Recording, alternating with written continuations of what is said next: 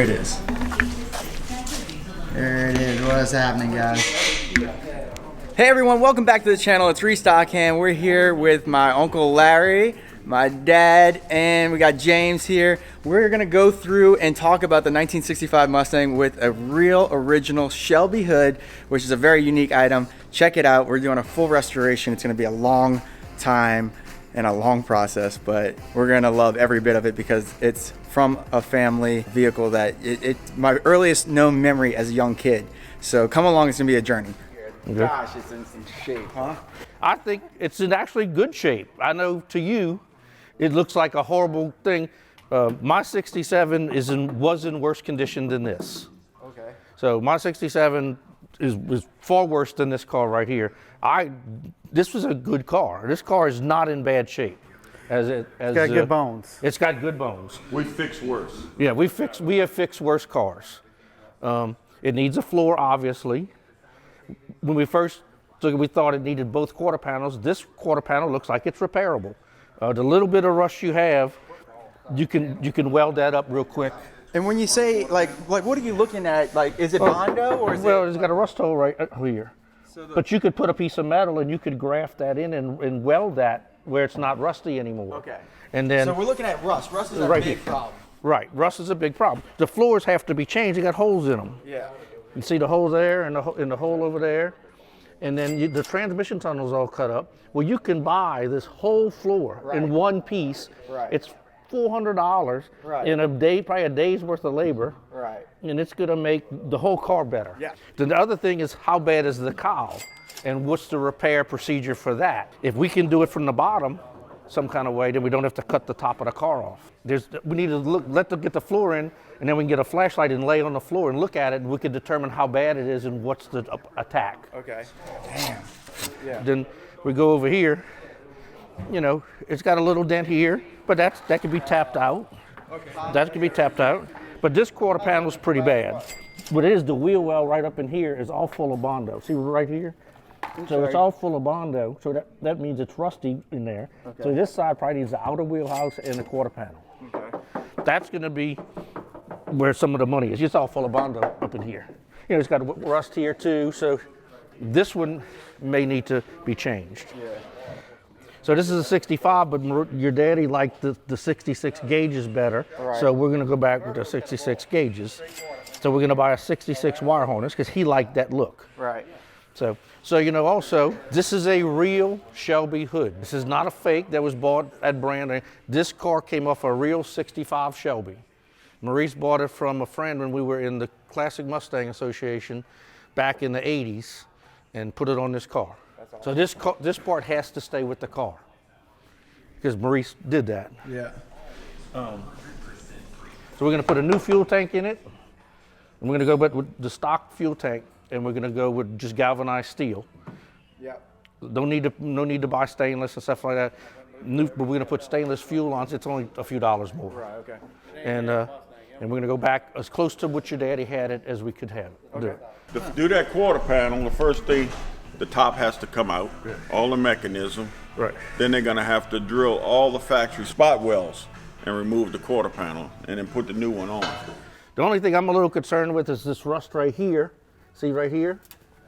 And that's the gutter. So when the water comes down the top, it goes in and it makes the water go out to the sides. That's why the quarter panels are rusted bottom, because the water drains out and comes out right here and it comes out the car. Right. So this could be a problem if it needs to be repaired. In the plan of attack, that could be an issue. Yeah. That's why I say if you got a convertible, you really need a garage to keep it in for when you're not driving them. To maintain the car for the future, we need to take these interior panels out and you need to paint all the parts with rust preventative paint because we don't want this coming back. There it is right here, rust blast. Well, that's to get the rust off. You clean it, you put this on there, and it reverts the rust into a white powder. Then you clear it, wipe it down, and then there's a primer that goes on, and the same company here makes a rust paint. Okay. And that's what you come back with. I use it a lot on our chassis, like this chassis I'm building here. Yeah. It's gonna be all done with this. It's a 3-step process, and it'll be painted black. I'm gonna order the battery apron for you, okay. the battery box, the floor, Okay. the fuel tank, Okay.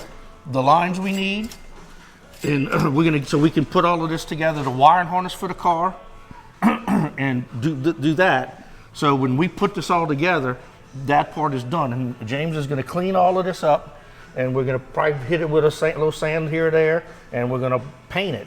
Okay. So we don't have to do that Right. when The motor's in. in. Right. And then when you go get the car painted, whoever paints it, they can do whatever they got to do. We got this chemical I call Red Hot. We spray it on it. It pretty much just lifts all the dirt and grease off, and we're gonna pressure wash it. Okay. And then I'm gonna change the apron and all of that, and then clean everything up and paint it before the motor goes in. And I'm gonna check for any bad suspension parts. That's what I was worried about too. And I'm gonna put new wheel cylinders to go through the brakes. Make sure everything's all right on the suspension. I'm James Jacob. I own Rev It Up Automotive. We do a lot of race cars, restoration, and I've been friends with your dad and your Uncle Larry for a long time. I've been working on Mustangs my whole life, but I passed the torch down to my youngest son. He's 18. He does a lot of the mechanic work, and I have another mechanic, but I do all the technical stuff, build motors and transmissions and stuff like that. When we were kids, Larry had a 67 Mustang. I got married and I enjoyed the Mustangs and going to the car shows and the races with Larry, so I wanted to get a Mustang. I found this one on Deals on Wheels or something like that? Deals on Wheels. And we went and looked at the car. It was in rough shape, but it was affordable. And being a young married man, I had to go with affordable and not something that was already fixed up. We bought it, me and Beth. We worked our butts off on it for probably 5 or 6 years, and we had it painted and drove it for another 10, 15 years, and it just was a great car, and we enjoyed it. His baby and my baby. Had two of the 3 young kids in it, and just had a blast with it. But it needs another facelift, so it's time to do it again, and it's your turn, Reese.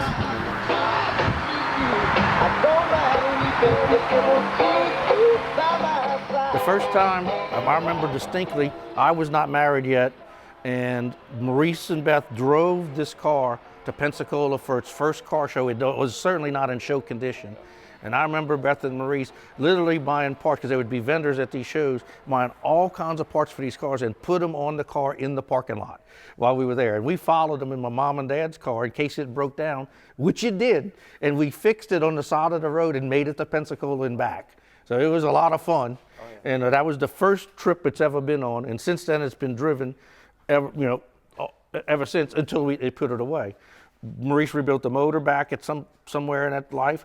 Him and I changed it had an automatic in it, but it was supposed to be a 4-speed car. It is originally a 4-speed car. And I remember him and I putting a transmission in his car in the parking lot of the Feliciana apartment complex. Yep. And it was, that's the kind of stuff we did. It had the wrong rear end in it. Maurice put the right rear end in, and we did that too. This was a labor of love, and now it's going to be your labor of love. Car has quite a history. There's some other stories we probably shouldn't share. Is it true that you bought this car because you were having a problem getting women and you needed a... I was married. already married. I was married. But there was some stories that we were bringing Neil out, who was single, and we made up a whole story about him and his girl because he passed out in the back of the convertible. But that's another story for another time. I remember bringing you to pick it up. You had bought the car, and it was in a parking garage somewhere across the river. It was right off of Lake Avenue. Okay. Lake Avenue in a parking garage. We went to look at it there. And you bought it, and I remember bringing you to pick it up to bring it home. And you drove it home. Yeah, it was driving. Mm-hmm. And Not very and the car good, is but really in good shape. I'm impressed. Considering, I know it's been sitting for years. It was outside of his house, just in the driveway for years, and then he brought it to his family's ranch in Bogalusa, and it was sitting in the barn. It was out of the weather. It was in a lean-to, but it was still sitting on a dirt area. And then I made him move it because I said, if you don't move that car, it's going to rot right there. And he brought it and put it in the garage at his house. For the year it is and how long it's been and been outside most of its life, this car is not bad. For a Mustang restorer, he'd pay top dollar for this right here, right now. That's right. Yeah. Because it's got good foundation. The frame itself is not rusted. It is beautiful the way it is, honestly, but If it ain't a shiny diamond. no, I like it kind of like the way it is. I drive it looking like a voodoo machine. So what we got to do, we have to stop any rust from continuing. Right, So okay. taking it apart like this and treating certain areas and cleaning it and putting paint on it is going to preserve the car for the future. Yeah. If you just put it together and start driving it, other places are going to continue to grow, and it's going to become a bigger problem in the future. And when you go to fix it, you're going to turn, let's say, a $1 job into a $3 job, because it's going to take time, and it's only going to get more expensive in the future. It's not going. There's not going to be a Mustang parts sale anytime soon, and the labor's only going to go up. On a convertible, there was 2 bars. They were round tubes. They mount right here, and they go to the cowl panel. I don't know how they probably hook into them same 2 bolts that these braces hook up to. Yeah, it hooked in but there here, was they had 2 round bars that go from here to there. They were always missing. And that was probably part of the problem with the front end shaking. Well, if you get And you can buy that. you get the Shelby one, which has a 3rd one that goes across the front. Goes across from here to It actually goes here, and then it makes a turn because of the oval air cleaner. Okay. Because we know Mustangs, we know where to hit their attention. Like this here, this is the drain for the cowl, which was a piss poor design on Ford's behalf. But it is what it is, and there's a vent where the fresh air comes in, and it's got a lip this high to keep the water from going in, and it rotted it out because this would get clogged. Ah. And it's going to need some stuff here and there, and I know, somewhat on a limited budget, we'll do the best we can to get it going. Yeah, appreciate you guys so much. I'm enthralled that we have got it out, got a long way ahead of it, but I know it's not going to be an instant fix, and I'm here to just try to document and watch this thing come back to its. Well, I'll try to take as much pictures as me going through the motor as possible. That'd be great. And Anything stills out, I'll take. That's any, pretty good. All that been replaced. The whole front end Well, has been replaced on it. you were driving it, so you were having to take care of it. Yeah. Even though the car. at the parts house. Yeah, Yeah, all that's been replaced, and I got the parts before all of it went to discontinued by Moog and everything else. Them I'll take and soak them in a chemical that'll clean up and make them move freely. Well, I Because know- on the fiberglass hood, you can't have springs on it. Oh, that's a fiberglass hood. Yeah, it's got a hood. That's original Shelby hood. Okay. And there's a hood prop ride, which you're gonna have to get. Yeah, we'll have to get a prop Just ride. use a broomstick. That's what we always do. Broomstick was the, Well, when you pulled it out, Leo was like, "Where's the front of the car?" there was on it. We pulled it off real quick. It wasn't on there It's permanently. at his house. The fenders are salvageable. I got them, the magazine, the old 65 magazine that I let you use that time. Here you go, Reese. I'm gonna go ahead and donate something to the project. We'll give me There we that too. go. I'll We got a sandblast it. Cobra air cleaner. There we go. That's pretty. That's Maurice? nice. I don't have the bottom pan, but you gotta buy the bottom pan. Let's go. What time we got? Let's go look at the motor real quick, and then you need to go, and I need to go. So, I've got 2 bell housings. I got shift forks. I've got a few other things at the house. so this is the motor that was in my '67 coupe when I got the car back. And again, I wanted to put the Cleveland in it. So this is a running, driving 289 engine that has a little cam in it. That's what the guy told me. So this will be a fun little motor for that car. So it's not stock, but it's close to stock. Got a low performer intake manifold with a Holly on it already. So it's ready to go. But the problem back then, they had lead and gas, and they never had hardened exhaust seats. So I'm gonna tear the motor down and take care of that problem, so it won't beat the shit out the exhaust valves.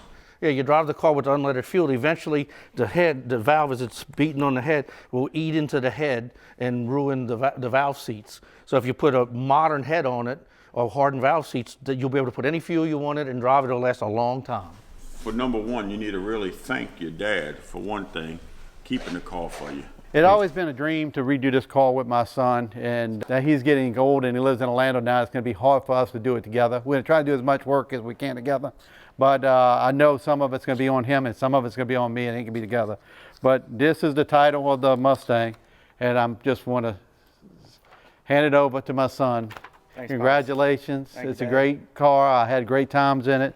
This is the original 1964 and a half magazine, Hot Rod magazine, that I bought while me and your mother was on vacation, that has the introductory of the Mustang when it first came out.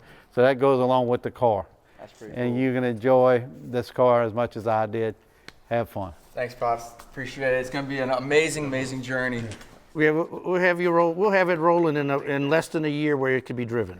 It may not be pretty yet, but it'll be where you can drive it. Less than a year. You heard it from Larry, from behind the camera. We got James. We got some amazing people. Technically, we could probably get it running by Friday, but next Friday, but that'd be hard to do. It's going to be an amazing journey watching and hearing the stories, because that's what it's all about. That's why I love video. It's just preservation of knowledge and things that I don't know about. So the many years that my dad, Larry, and James have working on these cars, hopefully we can share those stories with you guys.